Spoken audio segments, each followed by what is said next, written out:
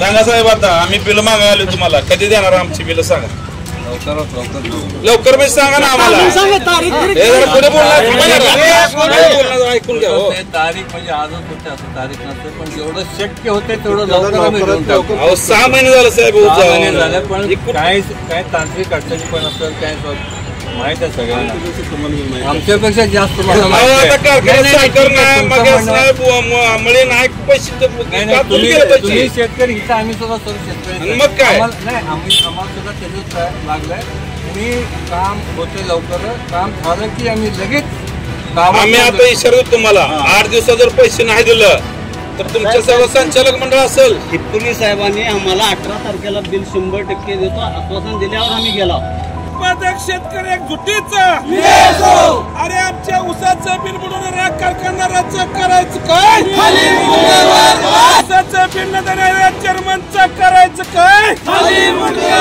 ऊस आमच्या घामाचं, ऊस आमच्या घामाचं.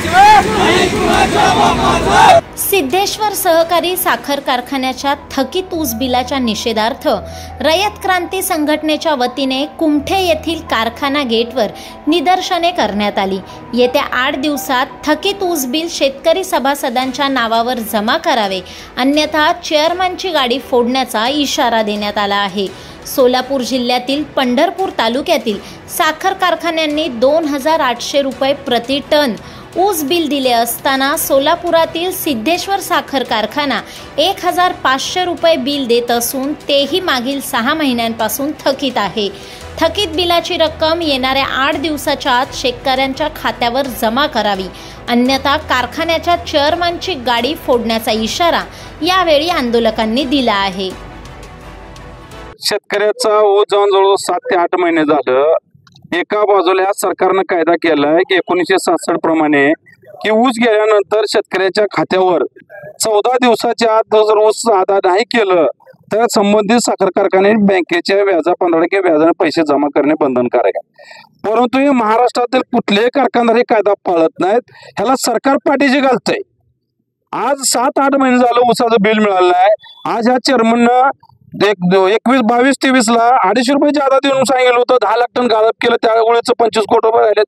22-24चं 23-24चं 10 लाख गाळप केलं, त्यावेळेस 300 जादा देतो म्हणलं, 30 कोटी रुपये राहिले.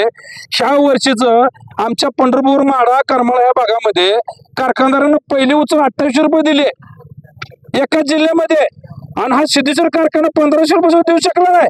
हे दुर्दैव. हे सगळे कारखानदार चोर माहोज भावून अर्धा वाटून खाय त्यांचा धंदा झालेला आहे. ह्याला कायद्याचं बंधन राहिलेलं नाही. हे कायदा पायाखाली तुडवतात. हे सगळे राजकारणी एकत आहेत. म्हणून येत्या काही दिवसामध्ये ह्या संबंधित ज्या कारखानदारांनी बिले थकवलेत अशा कारखानदारांनी 8 ते 10 दिवसात जर बिले शेतकरी खात्यावर नाही जमा केले तर रयत क्रांती संघटना एका सुद्धा चेअरमनला किंवा संचालक मंडळाला बाहेर फिरू देणार नाही. होणाऱ्या नुकसानीस स्वतः संचालक मंडळ राहील, हे राज्य सरकार राहील, पोलीस डिपार्टमेंट राहील. आम्ही जर सत्तेत असेल तर आमच्या समोर पहिल्यांदा शेतकरी आहे आणि परत राजकारण, पुन्हा सत्ता असेल. हे सगळे प्रशासन जर चांगलं असतं तर ह्या कारखानदारांनी मस्ती केली नसती. हे आपल्या सोलापूरला सहसंचालक कार्यालय आहे, परंतु सगळे हे मिली बघाय, सगळे मिळून चोर आहेत. हे प्रशासन सुद्धा त्या कारखानदाराला पाठीशी घालतात. सगळे हे जे अधिकारी आहेत हे सगळे भ्रष्टाचारी आहेत. याचा हात भ्रष्टाचार बरोबरलेले आहेत. हे सगळे कारखानदार पाठीशी घालतात. आम्ही यांचं कार्यालय दिवशी पेटवल्याशी आम्ही गप बसणार नाही. आता काय इशारा दिला? आम्ही आता सिद्धेश्वर कारखान्याच्या चेअरमनला सांगितलंय की मागल्या 2 वर्षाची थकलेली बाकी 9, 10, 11, 12 ह्या साली 11 कोटी रुपयांनी ठेवी घेतलेले आहेत. त्याला 6% व्याजाने पैसे तुम्ही सांगितलं होतं, पण ते ठेवी गेले. त्या आमच्या ऊसाचं बिल दिलं नाही. गेल्या 3 वर्षाचं 35 कोटी रुपये, 55 कोटी रुपये, आणि आज चालू हंगामचं जवळजवळ 25 ते 26 कोटी रुपये एवढं बाकी आहे. या चेअरमनने जर नाही दिलं 8व्या दिवशी दीपक भोसले पहिल्यांदाची गाडी पोलिसावर राहणार नाही.